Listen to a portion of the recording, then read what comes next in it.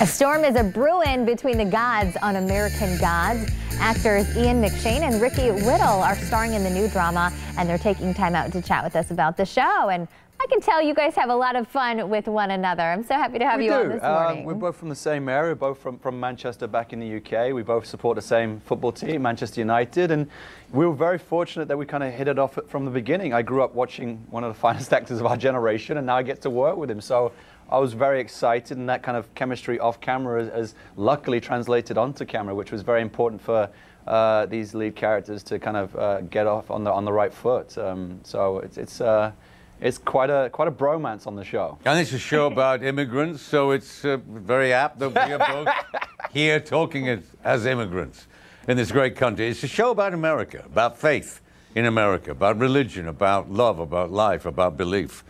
And it's about modern technology versus the old gods, if you like, because when the immigrants came, did they bring their gods with them? Their gods of...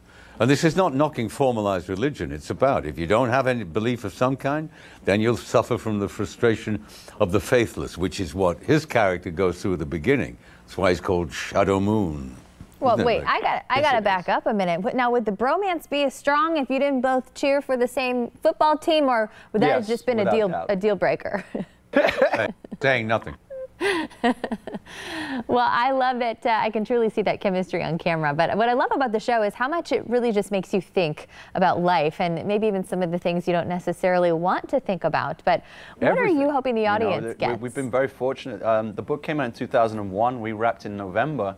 And since then, there's been a steady, increased, heated climate, political climate. And you know, we're very fortunate that in the book and in the show, all these kind of topics that have been hitting the headlines recently feature throughout the show in immigration, religion, racism, women's rights, homophobia, gun control.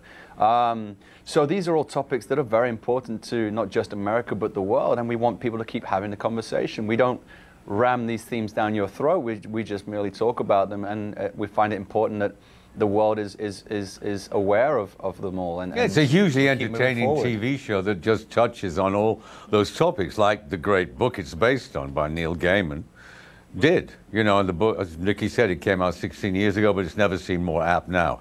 And maybe this karma, what comes around comes. This is the perfect time to be doing this show, and it's done with the full blessing of Gaiman, which is a good thing. You know, and he's been very fortunate to have these two gifted showrunners, Michael Green and Brian Fuller, who brought it to life.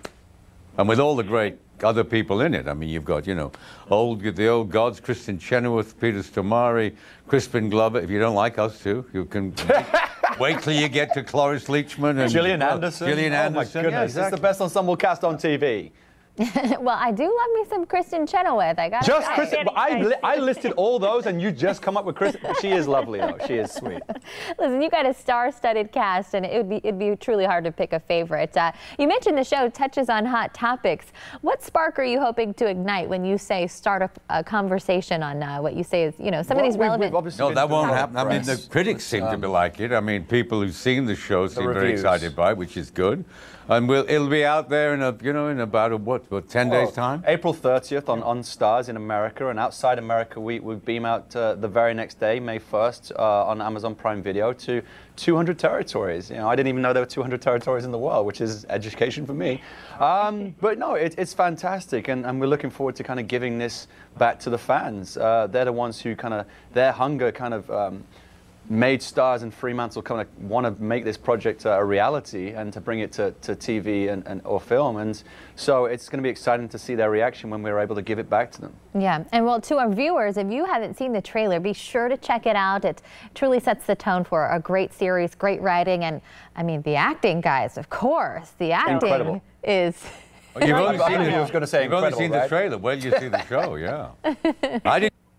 I didn't see it until 6 weeks ago down when we had a showing down at Austin at the South by Southwest Festival, and it was rather good. Yeah, well, I mean, not to brag, but your guys are kind of a big deal. No, because filming is a combination of everybody. I mean, not just you in it, but I mean, we had a great time filming it, but when all the bells and whistles on it, because it is a complicated TV. I mean, in the best sense, it does push the envelope. You've got animation, you've got You've got prologues, you've got characters, you've got sex, love, violence. I can't go any further. I'll be revealing too much, and don't you reveal too much. You're always revealing. I know. You guys are too much. I know that the viewers want to be able to hang out with you guys. Every Sunday on Starz or Amazon Prime Video around the rest of the world. Very good. See what I'm doing? I'm good at this, you right? You are good at this. Well, thanks, guys. If you want more where that came from, head online to our website. We'll have the guys' interview posted right there at fox4morningblend.com.